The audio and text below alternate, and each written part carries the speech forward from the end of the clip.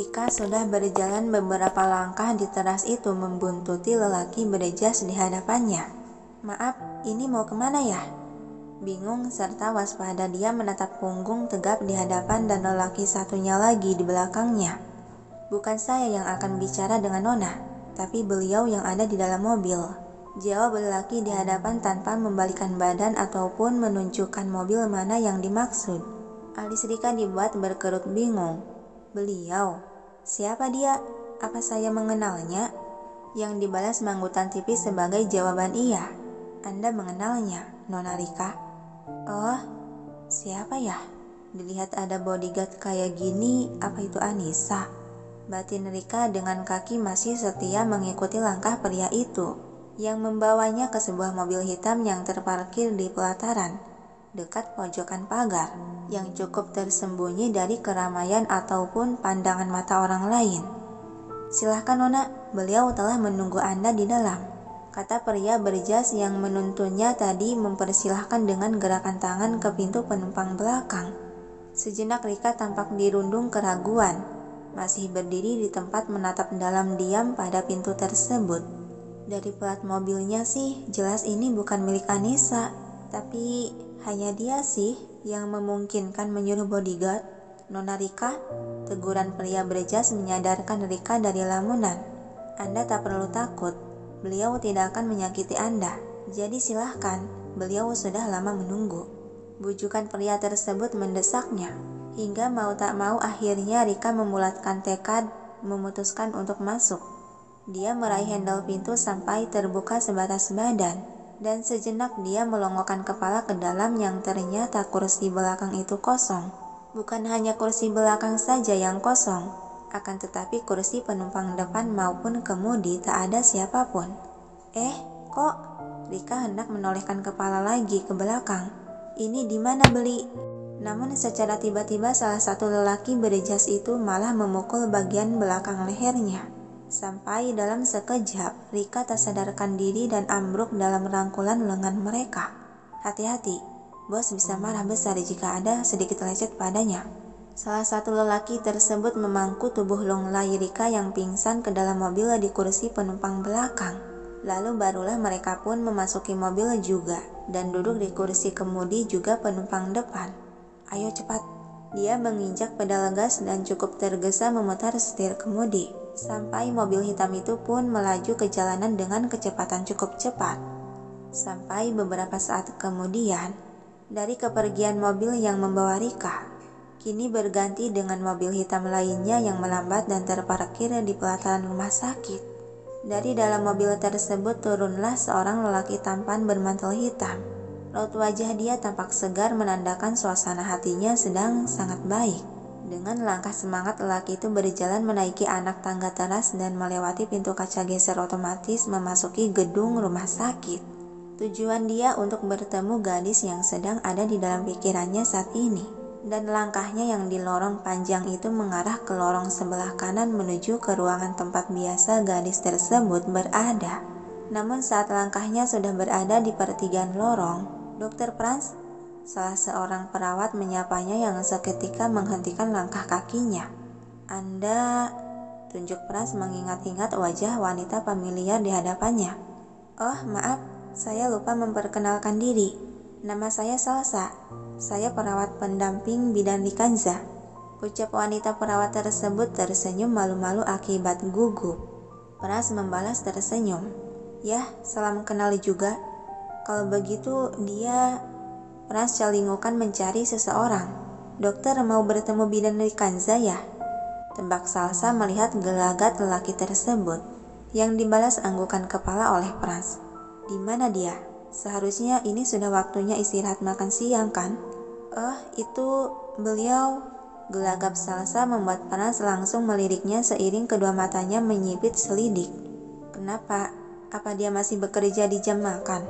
Segera Salsa menggelengkan kepala cepat. Bukan dok, tapi tadi beliau keluar dan sejak itu bidan masih belum kembali."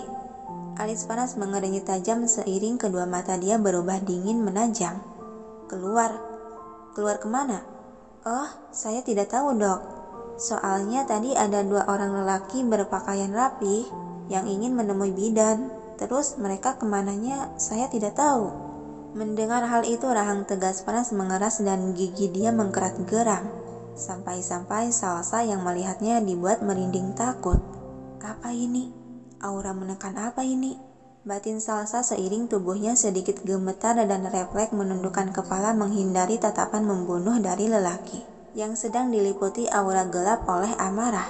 Kapan? Berapa lama dia pergi? Suara Frans sudah terdengar menggeram mencoba menekan emosinya yang sedang bergejolak itu agar tidak muncul ke permukaan. Sekitar 1 jaman, Dok. Gagap Salsa merasa tertekan. Sial. Umpatan Frans mendesah kasar. Lalu tanpa berpamitan atau bertanya lagi, dia langsung bergegas pergi meninggalkan gadis perawat tersebut yang termatung kaku. Ternyata dokter Frans yang terkenal ramah juga bisa berwajah dingin begitu ya. Merinding aku. Tapi apa ya hubungan mereka sampai dokter Frans sepanik itu? Ocehan kebingungan Salsa menatap punggung lelaki yang sudah menjauh dan menghilang di belokan lorong. Langkah kaki Frans tampak tergesa dan cepat menuruni anak tangga teras, lalu secepat mungkin dia memasuki mobilnya dan duduk di kursi kemudi. Dia menutup pintu mobil secara kasar. Dan secara membabi buta dia memukuli setir kemudi melampiaskan amarahnya yang sudah memuncak. Sial. Umpatan Frans diakhiri geraman kasar dan mengusap wajah. Sialan. Napas dia terengah akibat emosi yang sedang membara dalam dada. Beraninya mereka. Riri, tunggu saja. Akan kurebut kembali.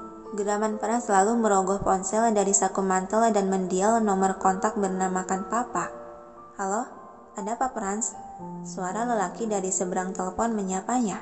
Dengan sorot mata dingin dan tajam dan raut wajah serius, Frans berkata, Riri telah diculik. Apa? Apa maksudmu Frans? Siapa yang menculik Riri? Suara keras Pak Angga terdengar panik dan terkejut. Mereka, keluarga Saputra. Jawab Frans masih dengan intonasi dingin. Bagaimana bisa ini terjadi? Ini cukup sulit melawan Saputra. Aku akan menjemputnya. Ucap Frans penuh tekad. Tidak Frans, aku tidak bisa membiarkan mereka merebut diri dariku. Sekarang, aku akan menjemputnya. Frans, kendalikan dirimu. Lawan kita Saputra. Sentakan keras Pak Angga membuat lelaki yang sedang dikuasai oleh amarah itu akhirnya tersadar. Hembusan napas kasar Frans dan menangkup bibir mencoba menekan panas dalam dada. Aku tidak mau kehilangan dia, Pak. Tidak mau. Jadi tolong bantu aku merebut kembali Riri dari tangan mereka. Melas dia sudah berkaca-kaca tak kuasa menahan sakit di hatinya. Pak Angga pun sama-sama menghela napas panjang. Terlihat jelas dia juga sedang dilanda oleh kemarahan. Akan Papa usahakan. Jadi kau harus tenangkan dirimu. Jangan bertindak gegabah, Frans. Baiklah. Lalu setelah mengatakan satu kata itu, Frans mematikan panggilan seiring mendesah berat dan panjang dengan kepala tertekuk membentur setir kemudi. Riri, tunggu aku, gumamnya pelan. Sementara di sisi lain, di perusahaan Saputra Group, di dalam ruangan luas itu Egy masih tampak sibuk mengerjakan pekerjaan yang terus menumpuk, minta dibereskan dan dikerjakan. Sedangkan Anissa telah terbaring lelap di ruangan istirahat sebelah ruangan kerja itu. Pintu ruangan diketuk cukup tergesa dari luar tak membuat pria tampan yang sedang fokus bekerja itu teralihkan. Masuk, perintah Egy yang sedetik kemudian. Pintu itu pun terbuka dan masuklah sekretaris Sean ke dalam ruangan. Dia berjalan dengan langkah lebar mendekati meja kerja sang tuanya. Ada hal apa lagi, Sean? Tanya Egy yang tahu siapa yang datang meski tanpa melihatnya. Tuan muda, ada laporan dari para anak buah yang menjaga Nona Rikanza, kata Sean bernada serius. Mendengar hal itu sontak pergerakan jemari tangan Egy yang sedang menari di atas keyboard terhenti. Dia mengalihkan pandangan menatap tajam ke arah lelaki berjas di hadapan mejanya. Menurut laporan, Nona Rikanza telah dibawa oleh 2 orang tak dikenal dan saat mereka mengejar, di pertengahan jalan ada yang menghalanginya hingga akhirnya mereka kehilangan jejak. Egy menggebrak meja secara kasar. Raut wajah dia sudah mengeras dan memerah oleh amarah. Brengsek. Apa Sucipto? Menurut laporan anak buah yang mengawasi Tuan Besar Sucipto, keluarga itu pun sama-sama sedang dilanda kepanikan. Lagi-lagi Egi menggebrak meja dengan tangannya yang sudah terkepal kuat. Siapa?